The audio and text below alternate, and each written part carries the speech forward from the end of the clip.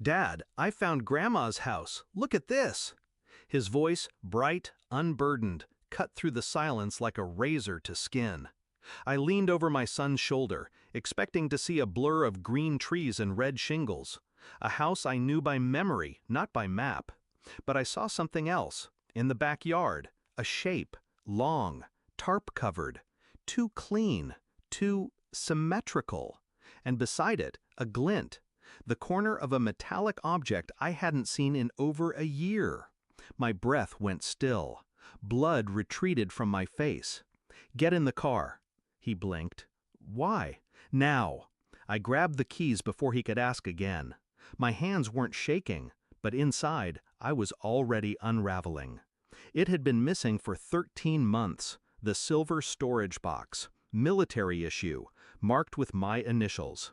It held things no one else should have touched, classified photos, deployment drives, and a sealed letter, the kind I left behind in case I didn't return, addressed only to my wife.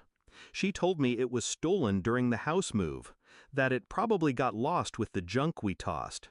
She said it like she'd rehearsed it, like she knew I wouldn't dig. I didn't.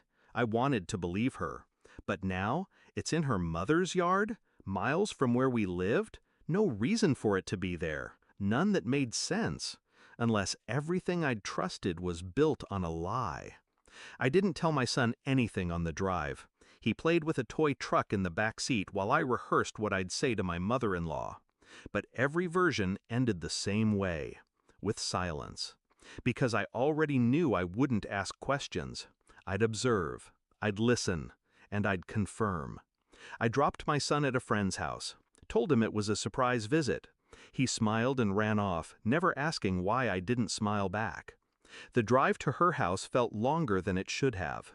Every mile peeled back another layer of denial. She answered the door too quickly. Her smile was tight, forced. "My goodness, what a surprise! You didn't call." "I was in the area." She stepped aside, eyes flicking over my shoulder. Always checking, always calculating. I didn't go inside. I looked past her, toward the yard. It was still there, under the tarp, unmoved. We made small talk. She offered coffee. I declined. Then she said something odd. "Oh, by the way, did you ever find that silver box you lost?" I hadn't mentioned it to her, ever. My hands stayed in my pockets. I smiled, nodded like it was nothing. But inside, something cracked. Later that night, I checked her property records. She'd recently installed a small shed behind the house. Odd timing. She lived alone, claimed she hated clutter. The next day, I returned, quietly, while she was out. I brought gloves, a crowbar, and no illusions. Inside the shed were old decorations, rusted tools, and the box, unopened, but moved, handled. The letter was gone. I didn't confront her, not yet. I went home and checked my wife's messages. I'd learned how to recover deleted data months ago. Not for her, just habit. But this time, I had a reason. There it was, a voice note, 1 month after I was deployed. Her voice, whispering. I kept the letter. He'll never know. "Your mom put the box away, just like we planned." Another voice replied, male, familiar, Chuck, my best friend. "Mom's good at secrets," he laughed. My pulse didn't spike, my hands didn't tremble.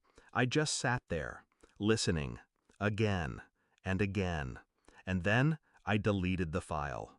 After I saved a copy, of course. That weekend, I invited them over. Both of them, her and Chuck. They arrived together, too comfortable, too relaxed. My wife leaned in for a kiss. I stepped back. "I want to show you something," I said. We sat in the living room. I connected my phone to the TV, pressed play. Her voice filled the room. Then his. Then silence. I didn't speak, didn't look at her, or him. When the clip ended, I finally turned. She was pale. He was frozen.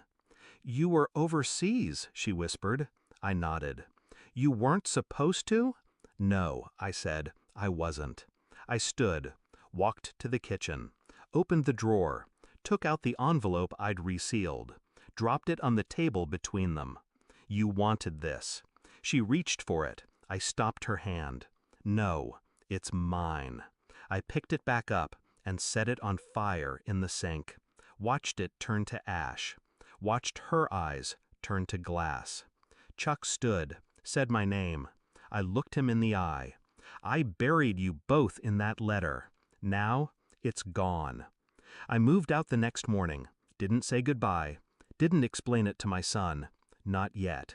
He'll understand someday. I filed the divorce quietly, cited abandonment of trust, no contest. I mailed Chuck's wife the voice file, no message. I left the ashes of that letter in a glass jar on her mother's porch, no note. I've stopped checking maps, stopped tracing routes back to places that held ghosts. Funny thing about betrayal, it doesn't scream, it whispers, until you hear nothing else. And now, I hear nothing at all.